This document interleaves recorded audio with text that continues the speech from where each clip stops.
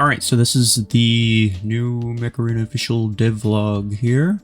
I tried very hard to make sure not to spoil it for myself, but I have seen, like, briefly one or two images on Discord. But yeah, let's just go through it. Let's just go through. How long is this? It's like 5 minutes. Hi everyone, I'm Fu from the Mech community team. Whoa, that was weird. Anyway, welcome to our 16th. Hi Freya! I heard you were looking for a new devlog host. So, by the way, I have the same shirt. It was part of like the anniversary gift pack to like the content creators last year, I think. So here I am.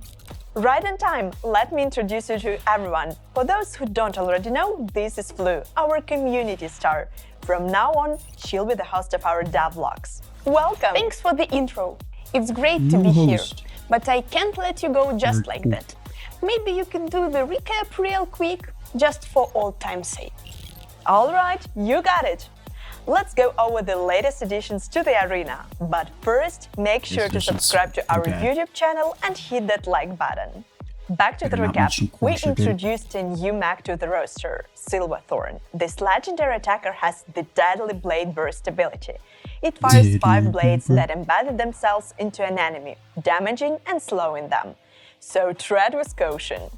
Silverthorn is a mech that I have on my free-to-play account. I have it at rank 4 on my free-to-play account. And it's so bad that I don't even use it on that one. This is the only legendary mech that I have on that account, by the way. Just keep in mind, I'm opting to use a freaking Lancer and a Zephyr over that. It's not anything, bro. Silverthorn is terrible. We also released 2 new assault weapons. The Berserker has the Pulverize perk, which means that as you fire the weapon, its bullet dispersion and crit chance both steadily increase. The River, on the other hand, is a triple... Berserker is a weapon that I kind of forget exists sometimes, because it's really irrelevant. It's a terrible weapon. The Reaver actually I think is pretty good. It's not as good as Revoker, but like nothing is, right? I think Reaver's still decent. But Berserker is not. Berserker has like literally every possible downside ever. And the upside is like that it just has somewhat decent damage. Like that's it. That's literally it. Threat of high reload speed, heavy damage dealing capabilities, and a quick rate of fire. Be sure to take these new additions for a spin. Finally, we've updated squad presets and released a brand new mode, Hunger. What the hell is that? Oh, it's dual. Oh, bro, guys, it's the Beam Healer Boy. I recognize it. It's the Beam Healer Boy, Sanji. Sanji, look at this, bro. That's crazy. Also, they have Gauss rifles on them. Finally, we've updated squad presets and released a brand new mode, Hunger Showdown. In it, you and an ally take on a rival duo over multiple rounds with a maxed out loadout. We hope you've enjoyed experimenting with this feature. And that's it for the recap. Flu, you take it from here. Matchmaking on right. that's way bad. Let's discuss what's on the horizon. We are expecting a new mech to break the ice in December. Codenamed Frost, it will be sure to send shivers down your spine with its ability. Frost will be a legendary scout with a paralyzing trap. Legendary scout with a paralyzing. Is it going to be another freaking EMP scout? It will create an area around itself that immobilizes enemies entering the area of effect, literally freezing them in their tracks. While active, Frost will receive reduced damage, and enemies caught in the ability won't be able to escape or use any movement-based abilities. Movement-based abilities. So you could use a non-movement-based ability? So it seems like, and this is what I feared. This is what I feared, guys. The second one. They mentioned this before. They mentioned, was it codename Earthquake? Was going to be an attacker that has an AoE ability that prevents movement-based abilities. And now that they've confirmed that it's going to be on not just 1 but 2 mechs, then what we can infer from this is that because they specify movement-based abilities, that means that It is a status effect that specifically keeps you in place, similar to EMP, but it does not keep you from shooting or keep you from using, like a freaking Onyx quad rocket, for example. But that means that it's guaranteed because it's on 2 mechs, right? It's a reusable thing that they can put into multiple abilities. It is a status effect, meaning that, by the way, this other mech which I was kind of excited for, the concept that people took away from it was that it was supposed to be somewhat of like an anti-scout mech. No, it's a status effect. That means it does nothing against Eclipse, of course, because they have one guy hired at Plarium whose one and only sole job is to make sure everything is bad against Eclipse, and they pay that man the big bucks because he does his freaking job. Expect more details in the upcoming Mech Spotlight. We are also working on a new beam weapon, codenamed Tunnel. As its codename suggests, this weapon will release a beam which will tunnel through mechs, dealing damage to anyone standing in the way. That sounds like Duel, the beam healer mech. It's kind of like Howler, I guess, right? Where it's like it shoots a beam and it's just anybody who's inside of it doesn't just stop, it goes straight through them, and it could potentially hit multiple people. Similar to Howler. I don't know how it would act against shields. It's hard for me to tell which direction is the front, I'm not gonna lie to you. The weapon will work best up close, so make sure to pair it up with high HP mechs that can tap close. Well, that just looks like a carbine redesign right here.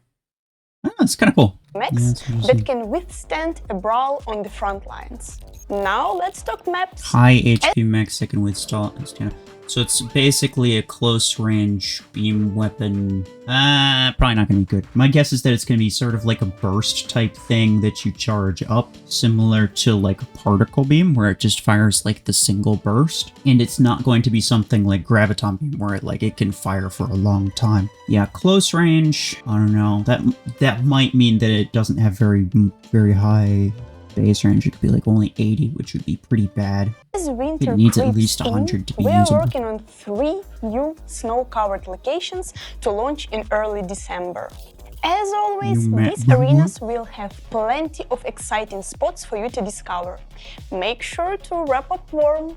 Let us know if you like the look of these maps in the comments. Finally, we saved some exciting news for last. We are working on a new feature to enhance your arena experience. We can't disclose too much now, but all I can say is that soon you'll be able to test new content for free. Follow our official updates on social media to stay in the loop. And that's everything for now. I don't know about you. So, now I'm not sure if this is like a test server type thing. My guess is it's more around the lines of you're able to use whatever you want in like a custom match, for example. That's my guess, is to more around the lines of what it's going to be. I doubt it's going to be like straight up test server access type of situation. Sounds very interesting though, and I'm glad, because people need to be able to test out stuff to see how it works. I think people just straight up don't know how most things work, because I mean, a lot of people, unless they watch a lot of YouTube videos, unless they look it up, they're never gonna know. And sure, some people watch YouTube videos, some people know, but a lot of people don't. Like a lot of people don't care. They're not that active in like the YouTube community section or whatever. They're not watching videos on everything. But I can't wait to try everything out. Cool though. Thank you all for watching. Don't forget to hit the like button, subscribe to our channel, and leave your comments or questions below. Okay, yeah.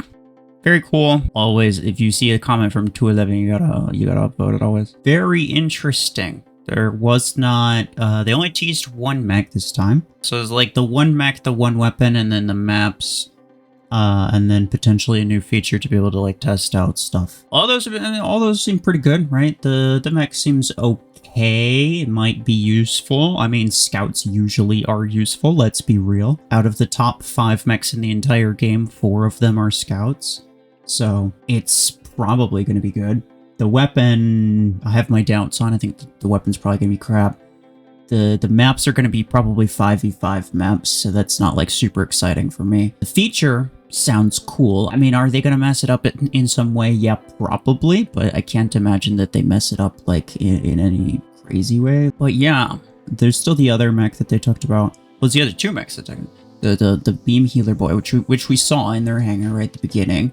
Which, by the way, they teased that one first, but then they decided, and Pasha told me this, they teased that one first, and then they decided they were gonna release it after, so they just changed up their release schedule. So, like, it was already in the game, technically. Like, they already developed it. They just decided to delay the release of it. They put it behind, I think it should be after Earthquake, whatever mech that is. I think that one's gonna release next, and then the dual or whatever beam healer boy, but maybe not. Maybe the fact that they had it in their hangar was kind of like a teaser that one's gonna be next. No idea. But then there was also like I think they teased a missile weapon last devlog as well. But yeah, interesting.